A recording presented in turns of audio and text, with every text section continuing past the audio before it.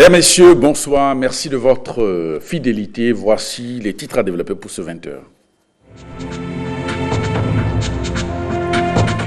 Visite des fermes privées, appréciation des travaux de la ferme de Macrou. Le ministre Gaston Dossoui était dans le département de l'Atakora. Le point dans quelques instants.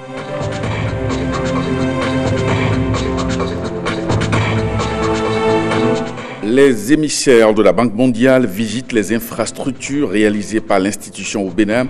Ils apprécient également la construction d'infrastructures socio-communautaires à Parakou.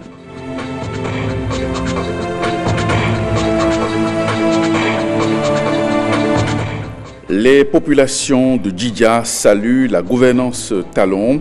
Elles expriment leur satisfaction au gouvernement suite au démarrage des travaux de bitumage et d'aménagement de la route Tofol-Lalo-Agbanizou-Abomey-Djidja. Merci et bienvenue à cette édition. Les populations de Djidja qui approuvent la gestion du chef de l'État et ceci à travers le démarrage des travaux de bitumage et d'aménagement de la route Tofol, Lalo, Agbanizou, Abomey, Djidja. C'était au cours d'une rencontre initiée ce week-end dans la localité. Reportage. Les travaux de bitumage et d'aménagement de la route de contournement Tofol, Lalo, Agbanizou, Abomey, Djidja ont été lancés en mars 2018. Une fois achevée, cette voie sera d'une grande utilité pour les populations des différentes communes traversées en général et pour celles de Djidja en particulier. Cette route va rendre son accès beaucoup plus aisé à la circulation des vivres, denrées alimentaires cultivées à Djidja et à sa population, au désenclavement de la commune de Djidja en période de pluie et enfin le développement de la commune de Djidja. Une voie reliant uniquement Djidja à Abomey avait été envisagée et est restée non réalisée pendant plusieurs années. Une promesse jamais tenue et surtout jamais intégrée dans l'action des gouvernements précédents. Il a fallu l'avènement de la rupture incarnée par le président Patrice Talon pour qu'enfin elle soit intégrée. Tour à tour, les représentants des jeunes, des artisans et des femmes de Djidja ont témoigné leur reconnaissance au président Patrice Talon pour ce rêve de longue date qui prend corps. Faisant d'une pierre deux coups, les populations ont également réaffirmé leur soutien aux actions de l'exécutif. Tout ce que nous sommes en train de faire aujourd'hui, dans le secteur agricole, le PAG Agriculture est venu à pied nommé pour accompagner notre agriculture d'une manière durable.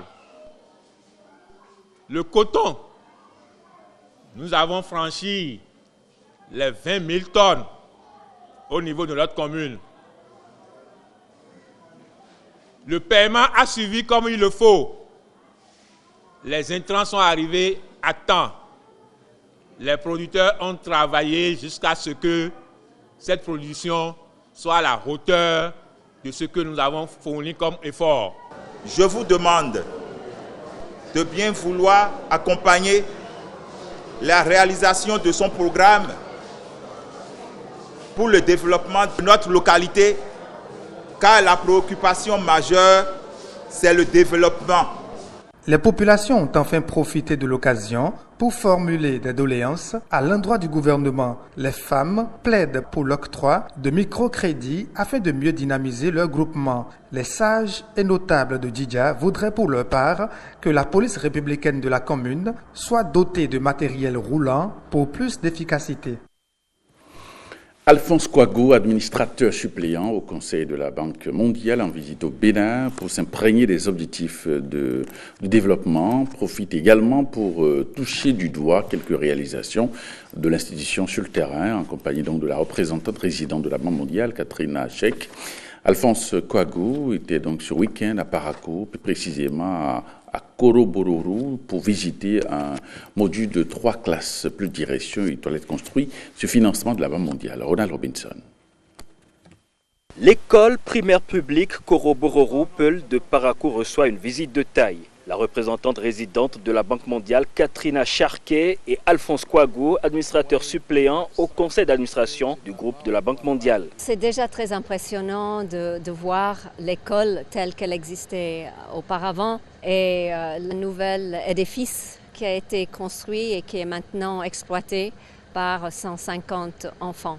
Aussi autant de filles qui participent et qui terminent l'école primaire. C'est la première fois que je viens dans cette contrée de Korobororu, Peul. Je suis venu sur le terrain d'abord pour des consultations avec les autorités pour voir comment on peut appuyer le Bénin pour sa lutte de développement économique. Je profite de l'occasion pour voir les réalisations sur le terrain. Et il faut beaucoup remercier Katrina. Depuis qu'elle est arrivée ici, le portefeuille du Bénin a quadruplé. Construit dans ce campement Peul depuis 2015 sur financement de la Banque mondiale via le projet de services décentralisés conduit par les communes, cet établissement fait encore la joie du directeur d'école. Il profite de la présence de ses hôtes de marque pour glisser une doléance. Grâce à la Banque mondiale, j'ai eu un nouveau bâtiment, un joli bâtiment, et on a abandonné le vieux. Mais le nombre croissant, on a oublié encore de revenir sur l'ancien parce que ça manque. Il faudrait qu'ils changent et pensent encore à nous pour nous créer un deuxième module. Cet homme est une fierté pour le Bénin. Administrateur suppléant au conseil d'administration du groupe de la Banque mondiale, Alphonse Kouagou est né en 1965 à Natitengu. Il ne cache pas sa fierté d'accompagner son pays auprès de l'institution financière. Jamais dans ma vie, j'ai vu le Bénin si ambitieux sur le développement économique et surtout pour l'emploi des jeunes. J'ai visité d'autres programmes en Natitengu aujourd'hui pour l'emploi des jeunes, de petits entrepreneurs qui ont été financés par la Banque mondiale. Aussi, j'ai servi à la banque pour 17 ans avant de devenir administrateur. Et ça m'encourage beaucoup plus de continuer à travailler, d'œuvrer pour mon pays.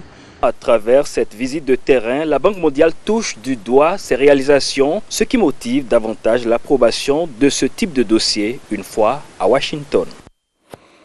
Le ministre de l'Agriculture, de l'Élevage et de la Pêche était en tournée dans le département de l'Atakora en milieu de semaine. Objectif, visiter les fermes privées et surtout apprécier la réalisation du barrage de la ferme de Macrou. Jean-Claude James et Michel Egwe l'ont suivi. Voici le reportage. 4 mois de travaux avec l'implication de l'équipe du génie rural, du ministère de l'Agriculture et la ferme Jésus est Seigneur de Macrou se voit dotée d'un barrage. Là où nous sommes ici, c'est nous l'appelons la digue, une digue avec une crête de 3,50 m, la longueur est 150 mètres. Ce que vous voyez, nous voyons le plan d'eau derrière nous, qui a une superficie de 32 000 mètres carrés. La profondeur de notre ouvrage fait 7 mètres de hauteur. Donc la capacité, c'est environ 2500 mètres cubes. En face de moi, nous voyons des abreuvoirs. Il y a un système de prise d'eau qu'on a mis en place pour servir les bêtes, pour qu'ils ne puissent pas avoir accès à l'ouvrage. Pour une ferme de 1000 hectares, ce barrage est obligatoire selon le ministre de l'Agriculture. Tout de suite, son idée va susciter quelques réserves, mais à l'arrivée, le promoteur va débourser une coquette somme pour la réalisation de l'ouvrage. On a dépensé plus de 200 millions de francs CFA. Et voilà, vous avez remarqué comment ça s'est fait. Il a amené sa suggestion et on va faire toute correction sous peu. Et conseil et financement, on en a besoin. Au départ, on était un peu sceptique, mais on s'y est engagé avec les encouragements du ministre. Aujourd'hui, c'est chose faite et il n'a ménagé aucun effort pour venir constater la réalisation de la retenue d'eau. Et c'est pour cela que nous lui adressons nos vifs remerciements. Et nous profitons aussi de votre canal pour dire merci au chef de l'État qui ne ménage aucun effort pour la révolution verte, pour la promotion de l'agriculture. Et nous pensons que d'ici quelques années, nous pourrons faire des merveilles et nous ferons école dans la sous-région et pourquoi pas dans le monde. Au terme de sa visite, Gaston Dossoui se dit satisfait. Vous avez vu comment cette pente-là a été chargée en moellon. C'est ça qui donne la résistance à l'ouvrage. 20 ans, 25 ans, vous venez ici, vous ne ferez que du curage, ça reste. L'autre versant, il faut végétaliser. Des vétivers, des plantes qui ne seraient pas encombrantes et qui permettraient de fixer les particules et que l'érosion, par ailleurs, pour 240 à 250 000 tonnes d'eau, il ne sera pas facile pour les femmes d'accéder à tout moment. Nous avons fait ce déversoir de l'autre côté et fait un début de mare là-bas pour que pendant les périodes de crue, on puisse s'en servir là-bas.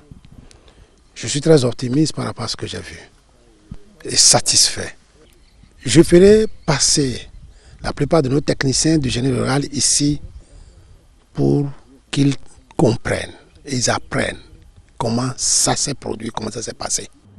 En plus de l'élevage, de la production du maïs, de soja et surtout de l'anacarde qui est cultivée sur 700 hectares, la pisciculture est désormais possible ici grâce à cette retenue d'eau. Mais que représente la ferme de Macrou pour le secteur agricole?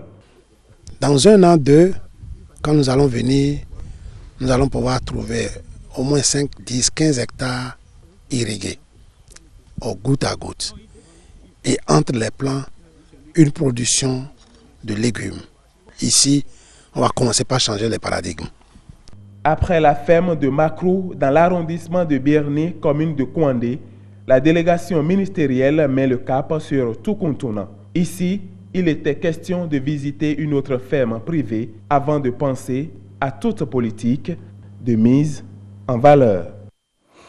Retour sur la célébration de la journée nationale de l'arbre. La ville de Lokossa a connu quelques avancées en matière de reboisement, mais il reste encore des efforts à faire. C'est pourquoi, à l'occasion de cette 35e édition de la journée de l'arbre, le préfet de ce département a appelé les populations à suivre le mot d'ordre du gouvernement. Il est au micro de Firmin Bassao. Cette journée nationale de l'arbre qui ouvre la campagne nationale de reboisement s'intègre parfaitement dans le programme de reboisement intensif initié par le gouvernement du président Patrice Talon.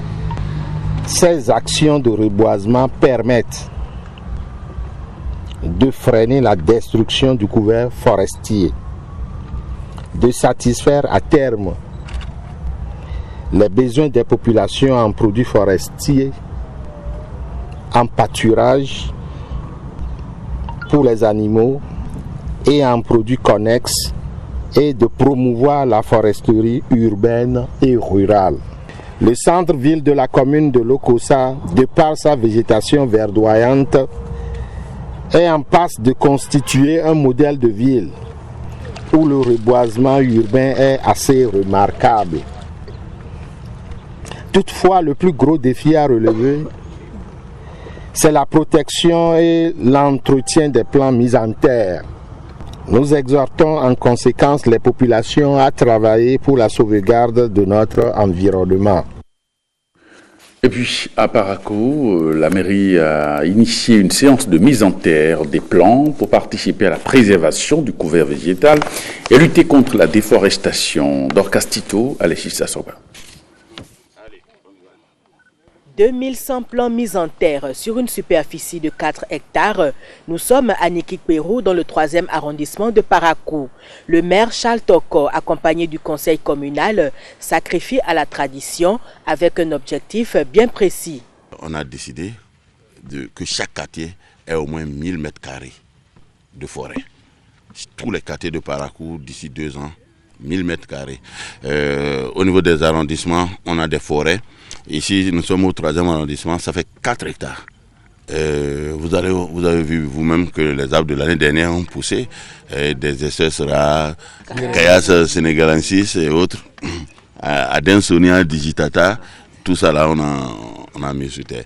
Donc, l'objectif, c'est que chaque arrondissement ait au minimum 4 hectares de forêt. Le premier arrondissement avait déjà une centaine d'hectares de forêt.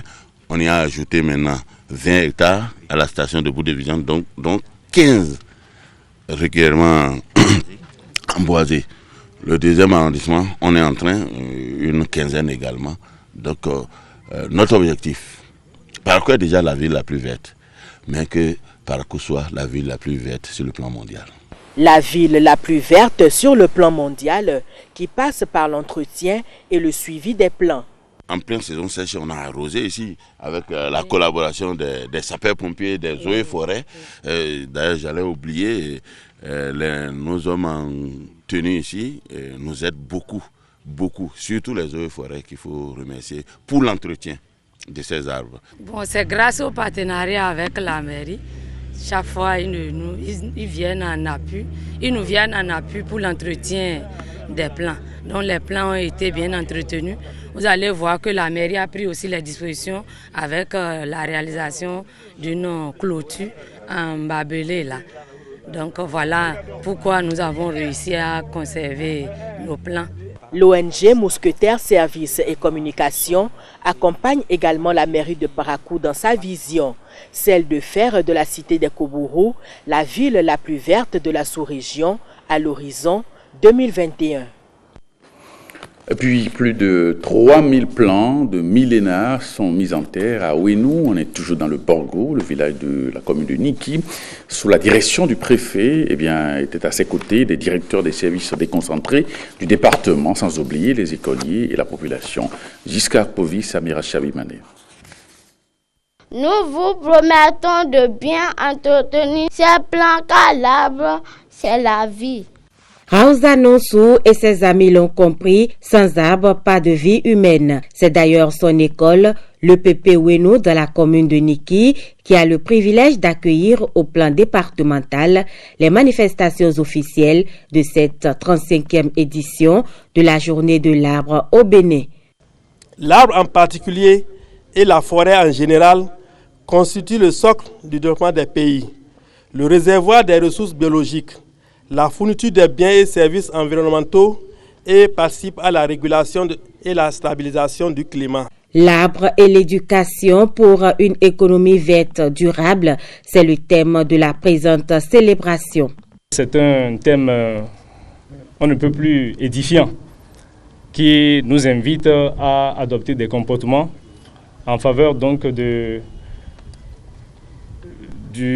verdissement de notre environnement. Alors je voudrais donc en appeler au sens de responsabilité de chacun de nous pour que nous puissions prendre des dispositions au fait d'entretenir ces plans-là que nous allons mettre en terre. Mélina, vous le savez, c'est une espèce à croissance rapide qui aujourd'hui dans notre pays est une espèce d'avenir.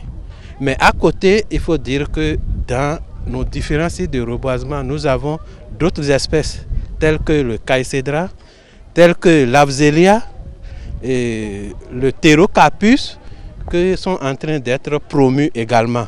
Évidemment avec les élus locaux et comme ici, les élèves de l'école, si c'est le site est situé au niveau d'une école.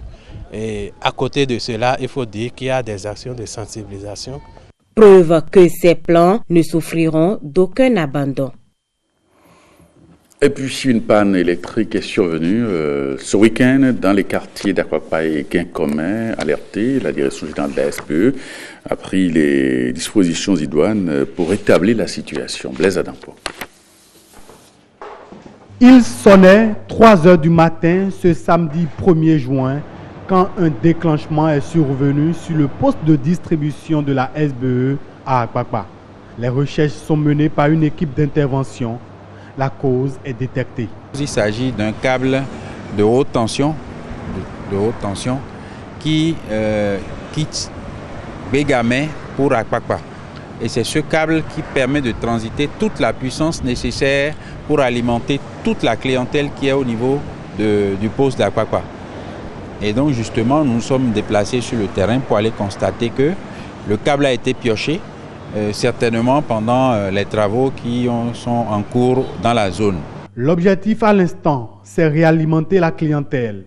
Chose faite. Nous avons donc mis en œuvre les groupes électrogènes qui ont été loués et qui sont à Akwakpa, dont une partie fait 35 MW mobilisés à Akwakpa. Et ce sont ces groupes électrogènes-là qui alimentent actuellement la clientèle de de toute la zone d'Apapa. Il s'agit à peu près d'une puissance globale de 32 MW qui seront à la pointe, mais actuellement on est à peu près à 15 MW de production. C'est vrai qu'il y a une ligne qui quitte le poste qui est au niveau de l'ancien pont et qui permet de desservir à peu près le 6e de toute la capacité dont nous avons besoin à Apapa. Donc les clients actuellement sont réalimentés, mais il y a quelques défauts de distribution sur le réseau vers la zone de Sémé où les équipes sont déployées pour pouvoir retrouver les défauts et réalimenter les populations qui sont dans cette zone-là. La première autorité de la SBE rassure tout de même. Il faut que les clients soient au courant qu'ils sont uniquement sur les groupes électrogènes qui sont loués et non pas connectés au réseau infini que nous appelons le réseau interconnecté de la CEB. Donc je leur demande patience jusqu'à ce que la situation soit rétablie et la situation soit à la normale. Au fur et à mesure, la clientèle va être informée de l'évolution de la situation. Tout ceci pour éviter les désagréments. Passation de charge à Lions Club Cotonou Émeraude. Jacques Ayadi passe le témoin à Souleymane Naimi, nouveau président. La cérémonie a été meublée par la célébration des 12 ans d'existence du groupe et à de 12 mois d'existence du groupe et à l'intronisation des nouveaux membres. Reportage Malénie Thiebozo. Souleymane Naimi prend les rênes du Lions Club Cotonou Émeraude. Il reçoit ses attributs de président des mains de son prédécesseur Jacques Ayadi, qui aura passé 1 an à la tête de l'organisation. Une année pleine d'action. En juillet 2018, notre club a apporté son soutien aux habitants du camp Peul de Kobli, affectés par la destruction de leurs biens suite à un incident entre les éleveurs et les agriculteurs. L'œuvre phare que nous avons réalisée au cours de notre mandat est la construction et l'équipement de 2 modules de 3 classes au CEGA Tobokodi, dont l'inauguration a eu lieu le 3 avril 2019. Lions Club Cotonou Émeraude a vu le jour le 1er juin 2018 avec 27 membres à son actif. 1 an après, la famille s'est agrandie. 6 nouveaux membres ont adhéré au groupe. Avec le nouveau président, ils vont relever des défis. J'espère, cher ami président fondateur, que je serai le digne successeur que tu espérais et dont tu seras fier. Plusieurs actions et activités me tiennent à cœur. Je m'effectuerai au cours de mon mandat, bien sûr avec les valeureuses personnes qui se trouvent derrière, juste à côté de moi, à réaliser et aménager le TEP plein central en face du stade de l'amitié général Mathieu Kérékou. Je souhaite plein succès pour ton mandat. Ensemble, avec tous les amis du club, nous allons faire des pas de plus. Les différents donateurs du Lions Club Cotonou Émeraude sont récompensés pour tous leurs mérites. La coupure du gâteau du 1er anniversaire du club a mis un terme à cette soirée. Et on va boucler ce journal par la musique avec ce nouvel opus de l'artiste Nathalie Gossa qui fait plutôt dans du gospel. On va retrouver Nicanor Kovi au CCS à Waimont pour nous faire donc déguster cet album. Du Tchenkoumé de Savalou voué à la louange du Dieu d'Israël. C'est le pari musical de Benenvi Djezoutan qui pour son 3e album a déployé des trésors de chant et de danse.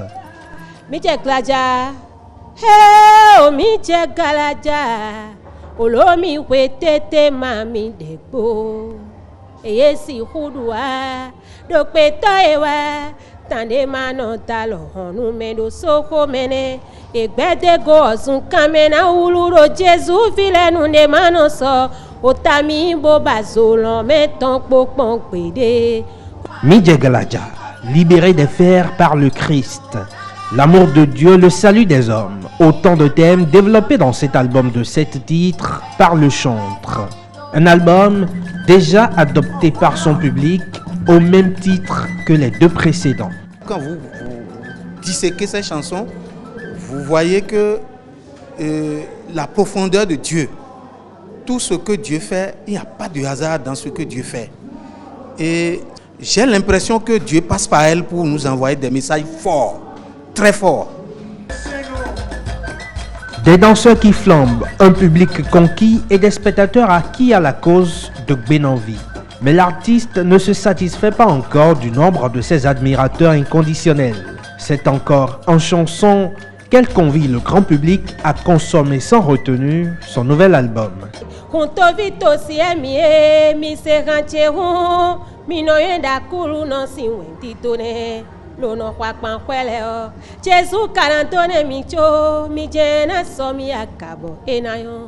Midje Galadia, 7 titres à écouter et à méditer à fond la caisse. Eh bien, ce journal se refait. Merci pour votre fidélité. À 23h30, Jérôme Mougo pour le JT Soir. Merci et à bientôt.